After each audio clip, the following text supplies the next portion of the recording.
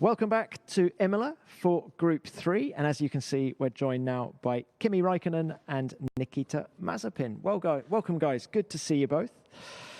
Kimi, let's start with you. How encouraged were you by the pace of the car in Bahrain last time out? Obviously, we were hoping even more, but then I guess it's the same for everybody. And I think in the race we had decent speed. I think obviously I wanted to be a bit higher up, and we got pretty close to the 10th place. But yeah, it's a bit always learning with how much you have to save tires, how much you can push, and it was good. Definitely a step forward where we've been, let's say, last year. So hopefully we can stay in that kind of fight in the points, and be improving a bit and be at least in the fight. So. What's been the job list since Bahrain? What areas of the car have you been working on? All kind of different areas, obviously, but I think you always want a bit more efficient downforce, and it's just difficult, obviously, to find it, and still early days with the new this year's rules, but then obviously soon everybody starts to put all the effort in next year's big changes, so we'll see what will happen. So do you see that as an opportunity for Alfa? If everyone else is focusing on 22, is it? No, I'm sure their team is also doing the same. I think everybody will do. It's just because the rule changes are obviously that big. So. And final thoughts on the midfield battle this year. Do you feel it is a lot tighter than last year? It's way too early to say, but if you take first race, you would say yes. But I think there's more teams in that group now. But we only done one race in, let's say, a bit difficult conditions. So we'll have to wait and see what happens here and going forward from here. Okay, thank you, Kimi. Nikita, coming to you now. Sorry to raise the subject of Bahrain because it was a baptism of fire for you. It was a tough debut. How difficult was it to move on from what happened there?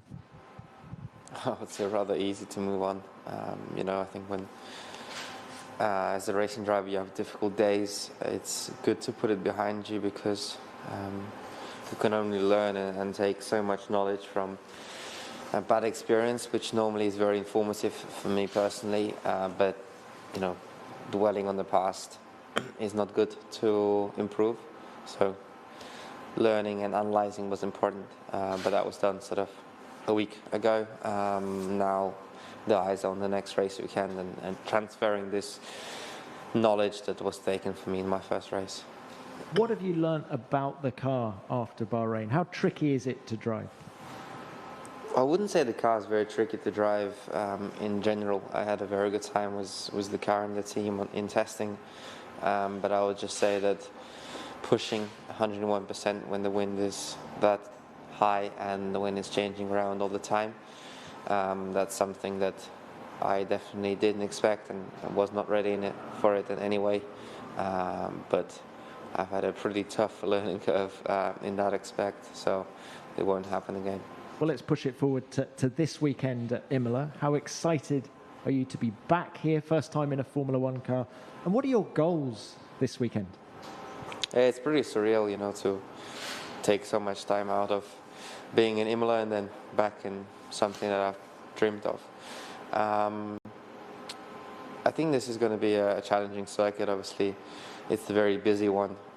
Everything is happening really quickly, and qualifying is rather important on this circuit with very little overtaking opportunities.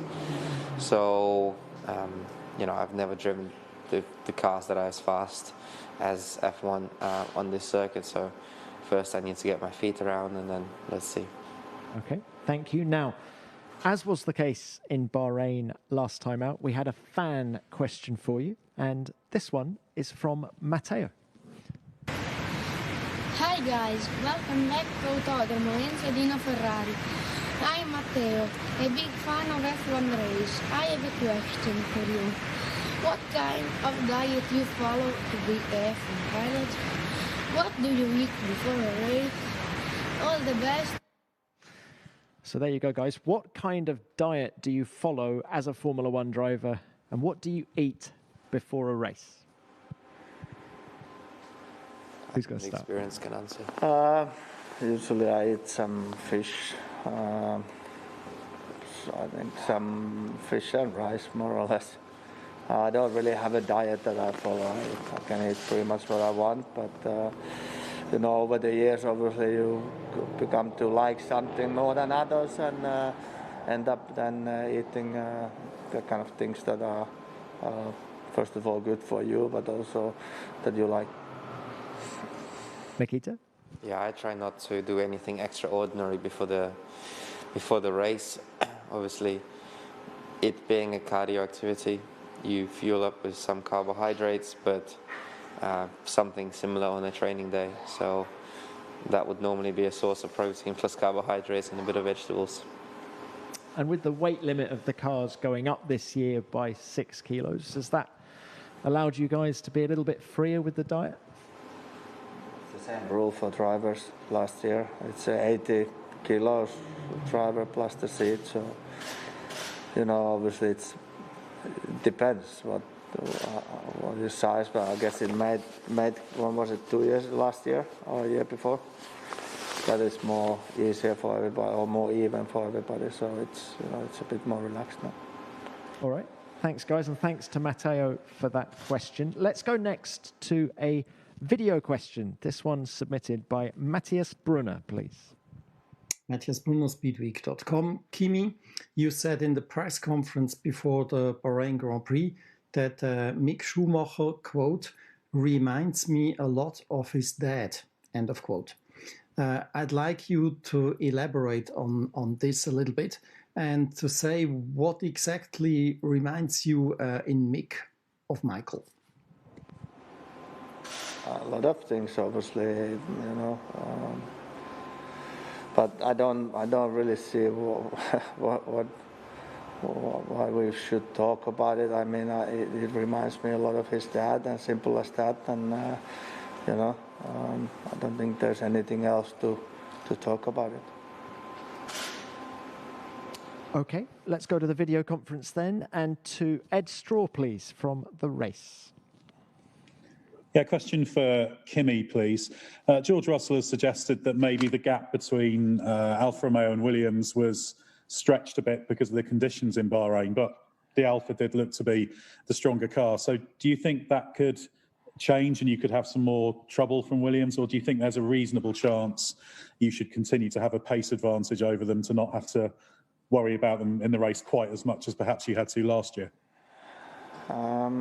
Impossible to answer. Obviously, for sure for us, if it's a less windy, it's also going to be better. But I think it's every car will be a bit better. Nice feeling when there's a less windy conditions. But some obviously suffer more than others. I don't know, how much is us comparing to them. And every circuit is going to be slightly different for all the teams. So we've done only one track for testing and racing, so it will be a lot different conditions here than we had in Bahrain. So we'll have to wait and see, but let's hope that we can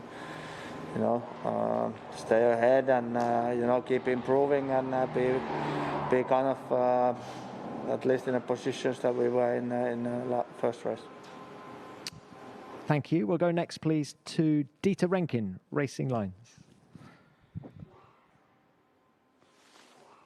Thank you, Tom. Question for Nikita. Nikita, you obviously owned up to your incident in Bahrain on lap 1. How important has it been to actually reflect on things over the last 3 weeks? I mean, do you come here completely and absolutely relaxed about the situation? What was the question? What is... I said you've had 3 weeks since the first lap incident in Bahrain, to which you owned up as having been your mistake. So how have you sort of processed it during the 3 weeks? Are you completely over it? Yeah, I'm totally over it. In the sense that I was obviously very upset. Things happened very quickly, and the moment when I realized where I ended up, which was in the wall, was very painful one. But you know, in Formula One, there's 23 races. I've raced 12 rounds a year previously, and then 9 before that. So you obviously have your ups, you have your downs, and it's important to get as much knowledge from the bad experience as possible, but then don't drag the negativity with you, because that will leave you in the place where you were, where you're trying to move on. So yeah, I'm fully going forward. Thank you. We'll go to an email question next. This from Maxime Mallet at L'Equipe, and it's to both of you. She says, a question about track limits after the controversy in Bahrain. Do you have a preference between tracks with limits defined by grass or gravel, like Imola, and those with large tarmac runoffs like Bahrain? And to avoid new controversies, is it better to change the rules or change the tracks? Kimi, can we start with you, please? I think it's been like this for years and years, so you know nothing will change. Some circuits are more difficult on it than others. Obviously, here is the chicane that there's going to be the same debate than last year, and if they haven't changed, I don't know if they change it or not. But you know, it's been going on for so many years, and I don't see it's going to ever stop. I mean, yes, if you put grass or sand around the track everywhere, it will be more easy to police, and you will lose more when you go off. But then, like it's been for a long time, there's other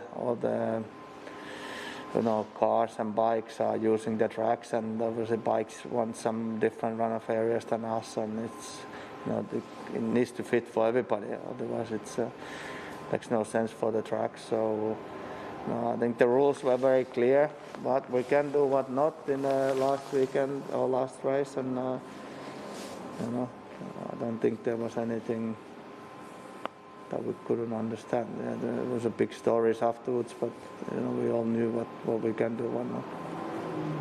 Thank you. Nikita, your thoughts, please? Yeah, my thoughts are that as long as the rules are clear, I think it's pretty easy to follow. Then you will always get somebody who, you know, is going to test their luck and go out.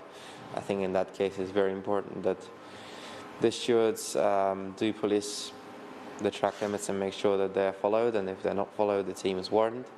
But like Kimi says, you know, there's no point to speak about the changes in track, because we're not the only ones using it, and unfortunately that's the way it works. We have to share tracks, and safety-wise, it's the right, correct solution, and that's not for me to speak. Okay, thank you. Any more questions from the video conference? All right, guys, we'll leave it there. Thank you very much.